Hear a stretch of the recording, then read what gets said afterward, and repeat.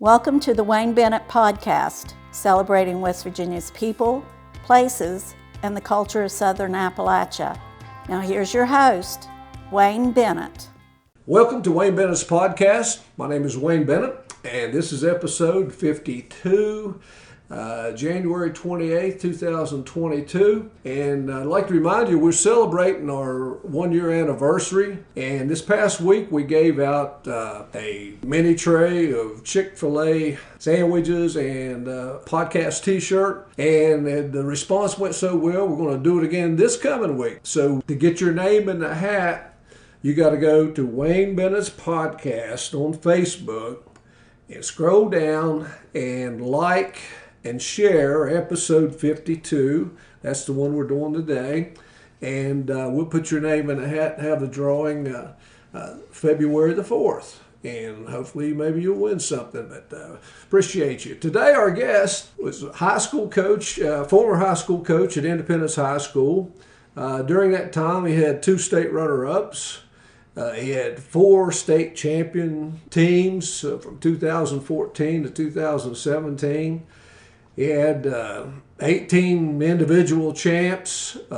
He was West Virginia Wrestling Coach of the Year in 2014, 2016, and 2017. I know you were also the National Federation Regional Coach of the Year, but welcome, Cliff Warden. Glad to have you. It's good to be here. Good to be here.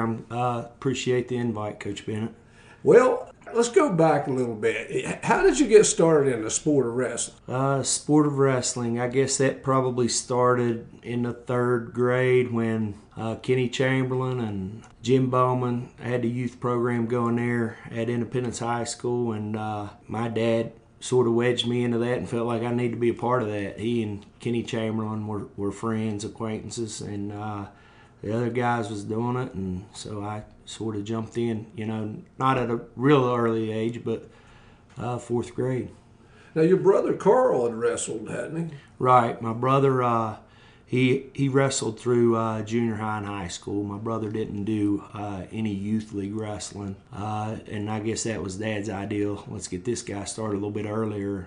Was your dad, Carl, was he an athlete?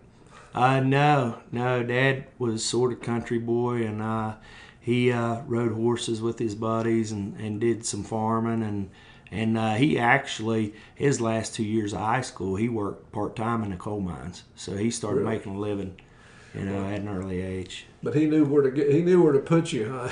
Yeah. But so you then you wrestled at Stokoe Junior High. Who was coaching Stokoe? Right. For a year there, Jackie Garrettson was the coach, and then Coach John McComas, who he helped at the high school with the football team, but John was my junior high coach. And I remember when you wrestled at Stokoe, and I can't remember when it was, whether you was in the 8th grade or the 9th grade. I know you won the counties when you was in the 9th grade, and but we had championship matches, or had the counties over at Shady High School. Again, I don't remember whether it was when you were in the 8th or 9th grade, but Al Martine at WWNR and I were buddies, and I said, why don't we broadcast the championship matches of the junior high? And he said, well, the only way we can do it is you'll just have to do it on the phone, and we'll broadcast it. And WWNR was just AM at that time. It didn't reach out too far. But I sat in the coach's office at Shady High School with the door open, watching the matches, talking on the phone, and broadcasting the matches. And I didn't know. I never knew how it actually came out. Never heard a recording of it or anything, but I had a couple of buddies that said they listened to it. And to this day, I mean, I'd love to have a copy of that thing, but of course, Al Martine is no longer affiliated with WWNR, and I guess it's out there in the airwaves. But you were wrestling in the finals at that particular day, and I can't remember exactly what year it was, but it was kind of interesting. If somebody had come and shut the door, I guess the broadcast would have took its seat. But when you got in high school, that's when we still had the junior high system, so you only go to high school 3 years. And Coach Gilson was your coach, Ed Gilson. Right. Coach Gilson was the head coach, and then he had a fellow with him, Larry Brammer, who was his assistant coach at that time, kept the books for him. And so you had a pretty good first year. I mean, I think you ended up 36-5 and fourth place in the state, and things were looking pretty good. Plus, you guys had a pretty good teams too at that time. Right, and we was, I think, a point, maybe point and a half from second place that year, and it always it didn't matter to me at the moment. She wrestled Nick Metter, I want to say, for third and fourth. Nick beat me, but nonetheless, my third place match meant whether we was second or third place that year. And of course, there's other kids on the team that probably could have scored 2 more points, but that's something you always remember, and a story you throw on. I throw on my guys now how important third is, even though at the time, it's not really that important to them, because they're not getting what they set out to do the first place, but you gotta come back on the backside. Well, that's what a lot of kids don't realize. Especially if they get put in the consolation bracket, still how important they are. They can come back and score. And a lot of times, guys that comes back and gets third, he can score almost as much as the runner-up, or more in some cases. Yeah, well, you think about it, a 30-point max, and if you win that state title, not scoring bonus points, you score 24, and I'm almost certain I've had Chris Clark score 24 points taking third place. Wow. Just, pinning his way back through, and so, yeah. But in your junior year, you were 39-1 at the end of the year. The only loss you had was in the state finals, wasn't it? That's right, yeah. That was the story both my junior and senior year. It was the one loss in the state finals. And I actually, that junior year, I beat Mike Shepard at WSAZ's and beat another kid that finished first or second, AAA. And it just, I don't know, that building wasn't good to me at the end of the year. Yeah, the only 2 matches you lose in the last 2 years of your career is in the state finals. And that was in 93 and 94. And you were like 189 pounds, I think, your senior year. And that was, I remember watching that match, and I was just, like everybody else, kind of shocked, when you lost. And I know how you felt, but again, kids don't realize how important every match is. But now after high school, you ended up at Edinboro University. How did that happen? How were you recruited? I didn't place at senior nationals there when it was at Pittsburgh, the NHSCA. I wrestled out to the quarters and wrestled a guy pretty tough. And actually, Tim Flynn was at Edinboro, of course, who's now our WVU coach. But Tim Flynn and Kenny Cherto were roommates at Penn State. So myself and Dirk Snuffer, Jeremy Hart, all of us guys who were going to Cherto's for camps, Cherto took it upon himself, to try to find us a home if we wanted to wrestle college. And it was pretty neat. I actually trained a lot with a guy, Mark Samples, there from George Washington. He ended up All-American at Edinboro.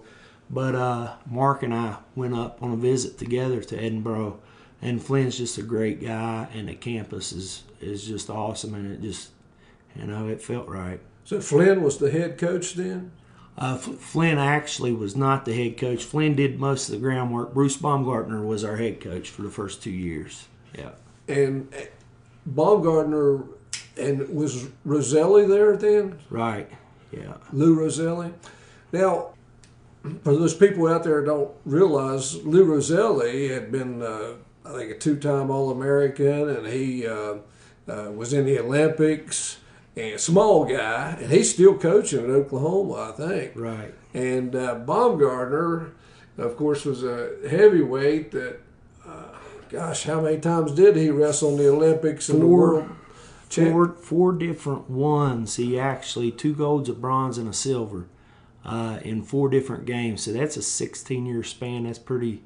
That's pretty good against world-class competition. Yeah, Bruce was a big man and tough. And Roselli at Oklahoma now, of course, he bounced from Edinboro to Ohio State. Him and Tom Ryan had a connection there. And Roselli is a big part of that Ohio Regional Training Center, what got it up and going, and why, the Stevers and all those guys. I mean, he had a lot to do with building that dynasty there at Ohio State.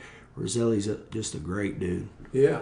So now Flynn was an assistant when you first got there, and Baumgartner's still there as the athletic director. I think he resigned a year or so ago from the athletic director position. I think he still lives there, but I'm almost certain that he is no longer the AD there. Where is Edinboro? Where's that?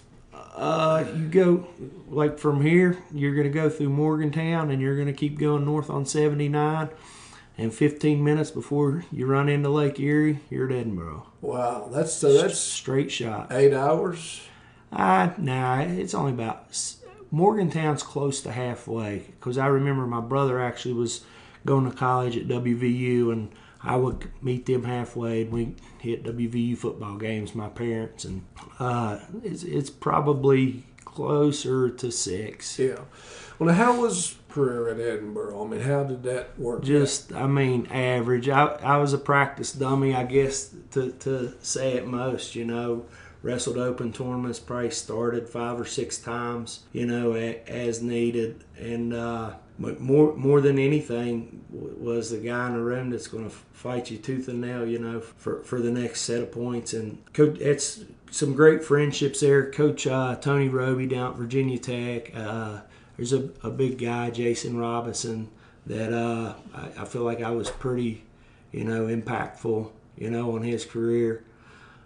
Jim Strait, who coaches at Sharando over in Virginia. Just probably more than anything, developing those relationships with those great people and being able to be coached by those guys was the most value to the experience. Were you and Mark Samples in the same grade? Or? Yeah. Yeah. When I used to coach junior high, he would see us down Huntington a couple of plays. He always kind of hung around us a lot. He wrestled for John Adams, I think, in junior high, and he was tough. He was still see him every once in a while. Well, after you left Edinboro, you came back at Independence. You served as an assistant for some. Then you went down to middle school a while, I guess. How long did you coach at the middle school? I think I was at the middle school only for a year or two. I know the administrator there, Mr. Poe, came to me and the job had been posted for a long time. And he's like, hey, you need to find me a coach, be the coach, or we won't be able to have a team. And that middle school program obviously has tons of value, so I couldn't find one, so I was the coach. You were the coach. But one particular time when you were coaching at the junior high, we put on the Beckley Newspaper Invitational together, and I think me and Ed started doing that together, and Beckley newspapers always gave us some money to buy trophies and sponsored the thing, and it went on for, I think Shady Spring had a high school version, and we had the junior high version, and one particular year, it was a 2-day tournament. It's back when they first started the dual stuff. And we had 11 teams, and they wrestled 5 matches on Friday and 5 matches on Saturday. And, man, we had some teams in there, Milton and I think maybe Point Pleasant, and some of them had come down. I mean, there was some of the better teams in the state. And wrestled 2 days. I mean, it was a beating. I mean, right at the beginning of the season. And we're almost done with the tournament, and you and I were co-directors, and you come up to me and said, well, I think it's about time we start getting the trophies out. You thought I'd got the trophies, and I thought you got the trophies. You remember that? I do now. I do. So here we'd had a tough, rugged 2-day tournament and didn't have a trophy to pass out. But It was just the money was good. I mean, back then the newspaper was going to pay for them, but we had to go buy them, and we kind of thought each other got it. But we ended up all the right kids got the trophies and stuff. Yeah, it was a scramble to get the right trophies to the right people after that. Yeah, I do remember that. But that was, like I said, when the duels format started coming out. Kids were getting a lot more matches, but I don't know. How do you feel about the number of matches kids get during the regular season? I mean, I don't know. I'm a little bit leery about it. Probably 50 matches is too many, But then, too, out of them 50 matches, if you're at dual tournaments and you've gotten your hand raised and not wrestled, obviously a forfeit, or you've wrestled lesser opponents who you put away pretty quick. I mean, then you're sort of getting 30 reasonably quality matches if you're wrestling a bunch of those duels. But I think quality over quantity is better. Yeah. Yeah, I kind of like the idea at first, especially in December, getting the kids some matches, and especially some of the new kids get some experience there. But then when there for a while, you had kids coming in the state tournament, 60-some matches, and I just and a lot of times wrestling 20 matches in a 9-day period, and that was kind of. I wasn't sure that was the healthiest thing to do, and then I kind of like the idea of going back and just wrestling a duel or a try every once in a while, kind of, because especially somebody new in the sport, parent comes out there and sits all day long and and don't really know what's going on. It might be more detrimental to the sport than it is helpful. Right, for sure. If you're not a wrestling person and you jump on one of those long tournaments and you're 10 days or 10 hours in a gym, it does, sort of wear on you. Now your dad is, of course, he's had to travel a lot to watch you guys wrestle, and your mom was perfect about running coaches' hospitality rooms back at Independence. I remember I always like to referee over there or wrestle over there because you always ate. I usually gained about 5 pounds, and actually there for a couple years I had started scheduling my tournaments to the areas that had the best coaches' hospitality rooms. It does play a role. But you took over as a head coach at Independence when Coach Gilson retired. And you started picking up a little bit, and I know one of the years that you finished as a runner-up, you guys were just about 12, 13 points out of second, and there was a couple of kids that didn't quite do as well as you probably expected. I mean, you almost won it that year. The Greenbrier West year, West beat us by 12. And from Huntington to Independence, I figured, and I counted them, 20 different ways to score 12 more points. And some of them, a Wilcox doubled off and the kid sitting on his butt, with a crotch lock and a clear picture in the rule book. This crotch lock does not prevent takedown. That puts Wilcox in the state finals. Well, and that's points. Yeah. If I would have let Jacob Shrewsbury not continue a match, that's 7 guaranteed points in the blood round we scored. The guy belly to backed him and put him right on top of his head. But my brother wrestled his last high school wrestling match, or the last one he tried.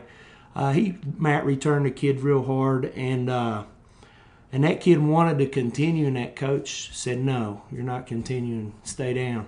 And from that point on, if my guy's able to wrestle, my guy's going to wrestle. Yeah. We're not that Sissonsville deal with Noah Adams. My guy's going to wrestle. And if I'm hurt that bad and not able to wrestle, I'm probably going to get in referee's position, let the whistle blow, him back off, and let the right kid win the match. Now, I've seen over the years, I saw one particular guy win a match that ended up being a 4-timer state champion, and they actually, the kid that he slammed was hurt and was trying to get back up but couldn't actually, and they actually allowed too much time. It should have been actually done, but it didn't happen that way, and he ended up being a 4-time state. I'm glad it didn't in a way, but the kid was not faking or he wasn't laying down. He was hurt, and he got set on his head. Well, anyway, you took the Independence. I mean, you guys started going bigger tournaments. You was taking some of your kids to the Beast of the East, the Powerade. You got to be invited to some of that, the duels, Virginia duels. You got to be invited. And for a public school team, a lot of the times you go to them places, you see private schools and stuff, and, they just, some of them are wrestling academies, but for a public school team, you guys are getting a lot of notice. And it took a lot of raising money. To travel, you had to have a lot of support from your administration and from your parents, but you guys were not just West Virginia, but I mean you were getting recognition in North Carolina, Virginia, Pennsylvania, and all those places, and it seems like you had it where you wanted to have it. You had your son involved, Nate. He was, I think, in the 9th grade. At that time and doing quite well. Then you decided to leave. What was the deal? Yeah, I don't know. I guess my departure, it wasn't really, I didn't like what was going on in Independence. I was totally invested, obviously, with Independence Wrestling. But the opportunity to not have to teach school, and I was going to get paid a good salary just to coach wrestling. It's sort of it was appealing, and through that spell, I mentioned Coach Roby earlier. My teammate there at Edinboro, he was at Virginia Tech and had taken the head job at Virginia Tech, and Noah Adams and Jacob Hart and some of our tougher kids, and we had for years went down to the Virginia Tech team camp, and we was taking guys to their regional training center, the Southeast Regional Training Center, and my own son there was pretty daggone serious about it, and I thought, I could get paid, a salary to coach high school wrestling, and instead of driving an hour and a half to get to the regional training center, my son could jump in his truck and drive 10 minutes and be there whenever he wanted, and have total access to what now Virginia Tech is legit, top 10 in the country type of team, and are doing things right, getting great recruits, and I would say a little bit of it, sort of revolved around Nate, my boy. He won. Did he win a couple titles at Christiansburg? He did. He won his junior and senior year. His sophomore year, wow, some controversial things throughout the match, and he ended up second again his sophomore year, but he won it his last two, and actually placed at Beast. Was just short of placing at Ironman, and I guess when Coach Roby finally took notice of Nate, he placed 4th at Super 32 and mowed through some nationally ranked guys, and that sort of put him on the map as far as getting recruited potentially.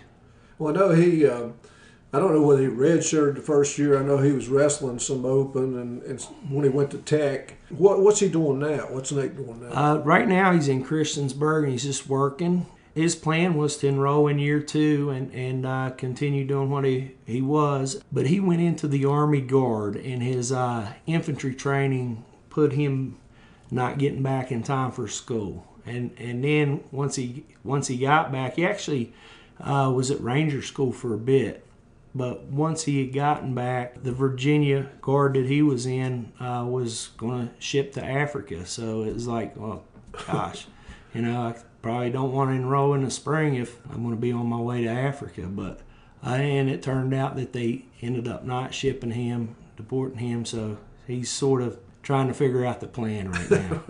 Well, I know Sam Fisher, I think was in the same weight class he was at Tech, and and he, my son John, had coached some up in Northern Virginia, and Fisher had wrestled for him when he was in youth program, and he kind of followed him. And I don't know whether Fisher's still down there or not. Yeah, Sammy's still down there. Sammy's a great dude, and him and Nate battle. You know, I don't know. I know right now Nate not be training with those guys that Sammy would win that battle. Of course, you got Hunter Bolin, who's got this year and next year left if he wants it. Well, that some of it with the pandemic and everything. I mean, you got like Corbin Myers. He's been there 6 or 7 years. I think Corbin's in his 7th year of college right now in wrestling. That's great, though. I mean, they beat Missouri and beat some pretty good teams. I mean, they're right up in there. And if they keep Lewis, is it Lewis Mackay? Yeah, he had some bad luck last year. They keep him healthy. But right. And Christiansburg, you were down there, 3 years, 4 years? 4. Yeah. I was there for 4 wrestling seasons. And but there was a team, New Kent, kind of evolved out of around Richmond area. Right. Virginia's a lot bigger into like club wrestling. I mean, where we've got high school teams that'll, put something together a night or 2 a week. They're in populated areas such the New Kent deal, the club was Predator, and Strickland wrestled some out in Iowa. That was the club coach out there. But so you've got a lot of people in the Richmond area, and then when they funnel those kids through the same high school, it makes them tough to beat. Hard to fool with. Yeah, of course. But I mean, we're over there in the Christiansburg area, and our club was drawing kids from Salem, Blacksburg, Radford, and the Roanoke area, of course. But it was like we was good to those kids' club, and we didn't push them, to go through Christiansburg High School. If you're going to wrestle club for us, you're going to wrestle Christiansburg High School. And so that makes it a little tough on the high school end of it when you're training all the area kids and only 5 out of 10 of them are going to wrestle high school for you. Going to be your competitors. And your wife, Andrea, she was working down there, and your daughter was pretty active in gymnastics too. Right? When we went down, Allie was real into gymnastics, and she actually ended up with a hip flexor, was on the bar, or the beam, and put her out of commission for probably 4 or 5 months, and then after that she's like, Dad, I don't know that I missed 16 hours of practice a week. I'm able to stay on top of my schoolwork. I think I'd like to start playing softball again, which I'd much rather watch a softball game than a gymnastics meet. Yeah, there you go. Well, you're back home. Did you have a house at Coal City when you left? Right. Dad, and that was, that was the plan. I came back from college, and Dad cut me off 1.25 acres of where I grew up there in Coal City, and I built a log home that I figured I'd grow old in, but I was smart enough to, and I told the wife, she's like, let's sell that thing. I don't like, she's not necessarily a Coal City girl. She's more a Crab Orchard, Beckley girl, but I held on to it, and my renter, he's supposed to be out in another month or so we're sort of waiting him out, and then we'll jump right back in there where we was. So you're back helping as a volunteer assistant with the high school and the middle school team, or? Right. And actually, my work schedule allows me, over the break, there's days that it was high school practice, middle school practice, youth league. I've sort of grown, those little guys are growing on me. I went down to Greenbrier West this past Sunday to coach the youth guys, because you see them in practice once or twice a week. When they go compete, they're like, where's that? Yeah, you got to. Where's that guy at? I was actually walking through the gate. I was digging in my pocket for $5, and Jeremy Tincher, Greenbrier West coach, obviously, he looks at me and he goes, you don't have to give me no money. He goes, what in the heck are you doing here? Because he knew we had traveled 3 hours to North Marion Saturday and wrestled North Marion, Oak Glen, and Kaiser. And I looked at Jeremy. I said, Jeremy, I've already skidded out what I'm going to tell people when I get this question. I says, a lot of people don't see the year 2028, but I do. But well, what's next? What's in your plans, and what do you want to do? I actually couldn't sleep the other night. It's pretty cool. When I was at Christiansburg, I loved wrestling, and I just didn't have that emotional attachment, I guess, to the kids that you end up getting when you've coached their daddy or their uncle or So I wake up in the middle of the night and I wrestle matches, and I put together a spring schedule. We're going to go old school. We're going to get back on that Mawa tour that'll take us to Salisbury, Maryland a couple times. And we got Jesse Adams is planning on winning NHSCA Junior High Division, and some other boys planning on All-American Judah Price at Colton Karan. So my plan is sort of to jump back in and pick up where we left off. And business as usual, huh? Yeah, and maybe even, that's one thing I am very grateful that I went to Christiansburg for the little spell, because there's places where they've done things differently that might have been better, and I feel like I learned a lot of things, and too, when you're getting paid that big hunk of salary, you end up working your hind end off. I rebuilt the facility there that was just crazy nice. But I guess what I'm getting at, you go at it so hard, like I'm going at it wide open here, and these guys are like, you gonna be able to keep this pace? I'm thinking in my mind, you don't know the pace that I just ran for 4 years. Yeah. And it's just, I'm just glad to be, like I said, I'm glad to be back, and I think we got good things in the future. I mean, Coach Mark Ward there, a guy who I coached, is embedded at the middle school. He's got 16 or 18 kids, and I guess a lot of people are like, oh, why'd you come back? I mean, they didn't necessarily fire me, I looked at, being able to be back at home and coach the kids, of people whom I'd coached. And that's a big thing. I left the youth room with Levi Wood, Jeffrey Clifton, Turtle Rash, and you just got great support and help. Yeah. Well, and I think people, just the general public as a whole, they like to see teams win. I know when Independence football team was winning ball games this year and they got in the playoffs, it wasn't just Coal City and Sophia people cheering for them. I mean, everybody was rooting for them. They like to see local teams do well. And I watched.